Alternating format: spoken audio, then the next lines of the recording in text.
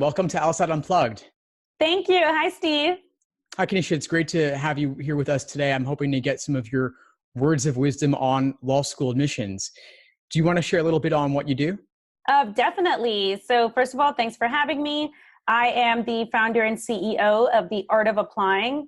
We are an admissions consulting firm. So that means we are a company completely dedicated to helping people get into top graduate schools. So we help people get into top law schools, business schools, and policy schools, combining those to do a joint degree, and then also getting money to pay for it. So that's what I do. Awesome. That's great. And so when you help them get money to pay for it, does that involve anything related to negotiating scholarships? It definitely does. So the best place to get money for law school is going to be by submitting such a strong application to your target law school that they then use money to recruit you into the school. So it's not like a bunch of searching on the internet for individual external scholarships. It's about putting together and crafting the absolute best application possible so that they then really want you at their school. And we've had some great scholarship results this season with our law school applicants. Oh, that's awesome. So yeah. I imagine applicants come to you with applications that may not be the strongest they possibly could be, and you help boost them up. So can you give us an example of a recent before-after scenario? Definitely, for sure. So one of our clients, her name is Zena. She is a young Latina woman living in New York City. She went to a public university undergrad in New York. She had a really low LSAT score because she didn't find someone like you to help her. And so her LSAT score was something around, I know it was 156 or lower, so quite low. But she worked with us, came to us with no application at all. So you say we boosted her up. She had nothing put together.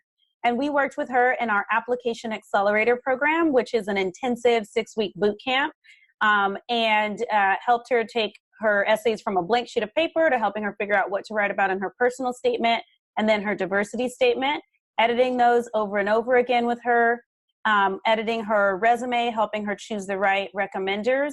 And she was admitted to nearly every school that she applied to, and she received over 6 figures in scholarship aid. So she's super happy. And we actually have a video interview with her over on our blog that people can come and watch to hear Zena talk about it herself. Wow, that's incredible. And what is someone like this applicant, how do you help them figure out what to write about? Definitely. So at The Art of Applying, we're really focused on helping people bring out their most authentic story and their best self.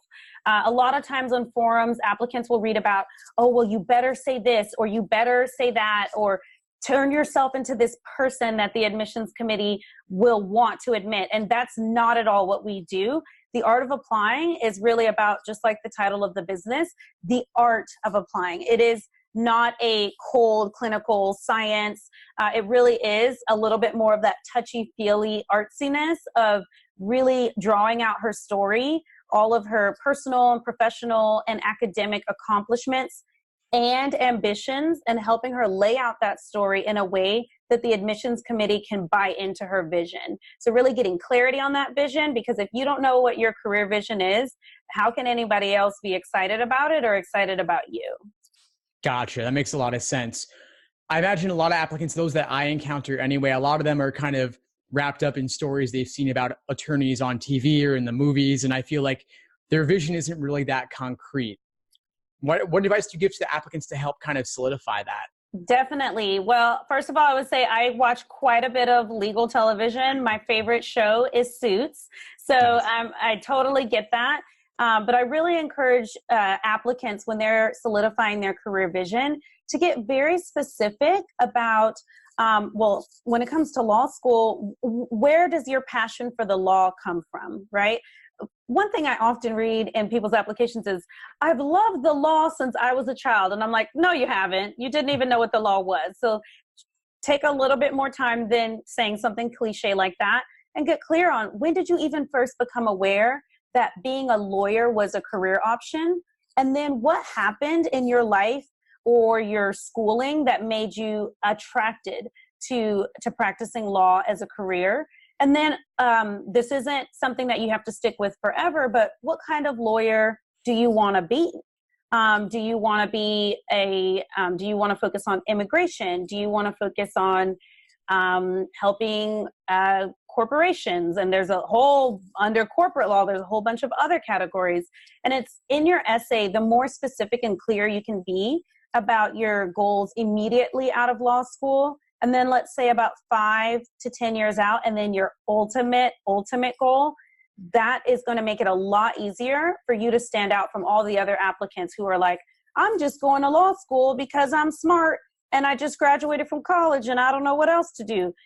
The one thing you should never write in your essays, because it is so cliche and oversaid, is I like to argue, or I like to debate, or I'm a strong writer. Okay, let's take that as a given that everybody applying to law school enjoys arguing, debating, logic, and whatever. What else? So it's really digging and asking yourself those deep questions. And one of the easiest ways to get those questions and good, juicy responses pulled out of you is to work with a professional who's helped people like you get into the types of schools you're looking to get into. That makes a lot of sense. It sounds like you're really kind of requiring the students you work with to do this sort of soul searching to see what is really going on for them. What are their real reasons for going, not the cliches, like you said. For sure, for sure. And in fact, and it's not that we go send them off to go meditate in the forest by themselves about this. Like, we're there with them side by side in this thinking and reflecting exercise. In fact, Steve, an important part of my job is actually really pressing people on why they really want to go to law school. It's not an acceptable answer to me that you want to go to law school and not practice law. You need to, you need to want to at least practice law for some portion of your career. I don't think I want to be a politician is a good enough reason to invest 3 years of your life and all that tuition in law school. Especially not things like, oh, I like to write. You don't need even a college degree to be a writer. And so that's also that pressing that we do helps people also understand more clearly why they want to go to law school. We actually offer for people before they work with us to have a free call. It's called a breakthrough call, where we dig really, really in depth into their motivations for going to school, what's happening in their life and their career right now, and where are they trying to go and what's standing in their way, and talking with them for an hour about how we could work together to achieve that vision.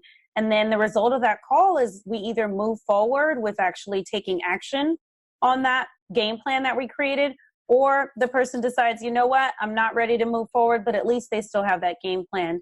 So we always invite people who are applying to law school, know that they're applying this season because they want to start school in the upcoming fall, to reach out to us and have one of those calls so we can actually ask those deep questions and start that reflection exercise. That sounds enormously useful. And I would encourage anyone applying, watching this, listening to this, to take advantage of that breakthrough call, because it sounds like an hour of being asked tough questions, being forced to think about these things would be enormously useful. For sure. Awesome. Now, before we wrap up, Kaneisha, I'm wondering if you could share a little bit on optional essays and addenda, diversity statements, character and fitness, all the other stuff. How do you help folks with that? Definitely. Well, first of all, my belief is I tend to think, let's talk about first, like, diversity statements. Everybody in some way contributes to diversity, right? So diversity does not just mean, oh, I'm LGBTQ, or I'm a woman, or I'm a person of color. No, we all contribute to diversity. So even if you're watching this and you're like, I'm the straight white guy, do I write the diversity? Yes, you do. Yes, you do. Because there's diversity of thought. There's diversity of lived experience. There's socioeconomic diversity. There's diversity of work experience, what you've studied, how you think. So what is it about you that's going to be different from the 10 people next to you applying? Kind of what's your, we're both millennials, Steve, and like people call us special snowflakes. What makes you a special snowflake, right? So I believe everyone should write the diversity statement. It's one more opportunity to showcase your story and your enthusiasm for going to law school and what you'll contribute to the classroom, to the academic community at large, to the extracurricular, and also to the culture of the school. So that's what I would say about that. And then for any other optional addenda, A lot of times we are dealing with law school applicants who have low LSAT scores. I'd say, I don't know, what would you consider a low score for like a prestigious school, Steve? For a prestigious school, anything below 160. Okay, so anything below 160, I agree.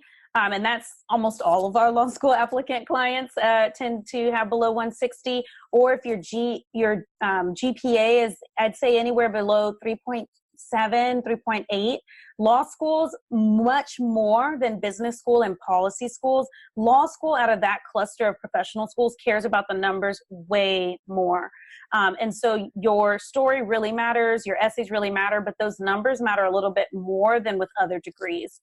So anyway, all that said is I really encourage applicants to take advantage of any opportunities to provide more details on why your GPA is low or why your LSAT is low. And a lot of times applicants say to me, but I don't want to shine a spotlight on my weaknesses. And I'm like, it's not a spotlight. It's actually taking responsibility and showing self-awareness, because the admissions committee, you're not going to trick them into not seeing your low GPA or your low LSAT score. You should go ahead and claim it. And also, I keep saying LSAT score, and I know the show is called LSAT Unplugged, but of course, a good number of schools are now taking the GRE. So that may also be something people want to consider, is if the LSAT is just kicking your butt, like reach out to Steve and work with him on possibly considering doing the GRE instead. And I think some people find the GRE a little bit less tricky and more straightforward. And I believe law schools are a little bit more generous, and business schools as well, a little bit more forgiving with GRE scores, because I'm pretty sure GRE scores don't play into their rankings. And it's not like information they really have to report to those news outlets that then create those annual rankings. So yes, write the diversity statement and write your optional addenda. Great advice. Thanks for that. I have my thoughts on the LSAT and GRE, but I'll save that for the next conversation. Okay. Well, this has been absolute pleasure, Kaneisha. Thanks for joining us.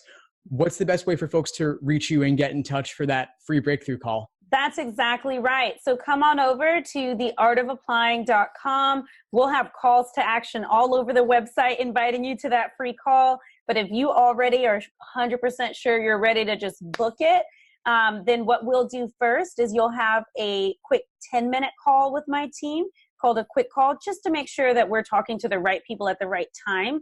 And so come to theartofapplying.com/breakthrough. You can fill out our form to tell us a little bit more about yourself and your application process, and then we'll invite you to book a call. You can contact us through the contact form. We're super active on Facebook. We have over 20,000 Facebook fans, so we'd love to connect with you on Facebook. And we'll be launching Instagram soon as just @theartofapplying. So we'd love to see you over on Instagram too. But the quickest, most straightforward way would probably be to just come to our website and send us a message. Awesome, Kaneisha. Well, thanks so much for joining us. It's really been a pleasure and valuable for the listeners too. Wonderful. Thanks so much for having me, Steve.